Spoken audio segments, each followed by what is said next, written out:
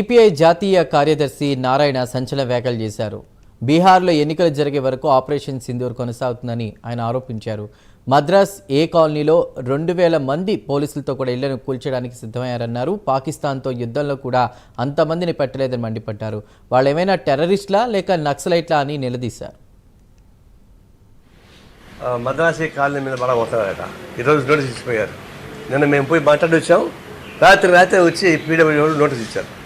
రేపటికి 2000 మంది పోలీసు చుట్టూ పహరా పెట్టి వాళ్ళని చేయవచ్చు. అంటే పాకిస్తాన్ యుద్ధంలో కూడా అంతమంది పెట్టలే, టెర్రరిస్టుల మీద కూడా యుద్ధంలో అంతమంది పెట్టలే. ఈ ఊళ్ళో ఉన్న పేదవాళ్ళ పైన మాత్రం 2000 మంది పోలీసులు పెట్టబోతున్నారు. ఇది ఎక్కడ అన్యాయం? ఇది వాళ్ళని టెర్రరిస్టులా, వాళ్ళని నక్సలైట్లా, వాళ్ళని మీద 2000 మంది పోలీసులు దాడి చేయడానికి వేలాది మంది పోలీసులు పేద మీద కాదు పెట్టాల్సింది. మీరు ఒక పైకనేమో టెర్రరిస్టులు రాజీ పడుతున్నారు. ఇప్పుడు ఈరోజు ఓడి అంటున్నారు బీహార్లో ఇంకా అది పరిష్కారం కాలేదు, ఆపరేషన్ సింధు ఆపరేషను ఇంకా కొంతకాలం పడుతుంది అంటారు. ఎన్నాళ్ళు పడుతుంది? బీహార్లో ఎన్నికలు జరిగేంత వరకు కొనసాగిస్తూనే ఉంటారు దీన్ని. బీహార్లో ఎన్నికలు జరిగేంత వరకు అన్ని రాష్ట్రాలు తిరుగుతూ సింధూర్ యాక్షన్ పాకిస్తాన్ టెర్రరిస్ట్ అని చెప్తూ ఉంటాడు.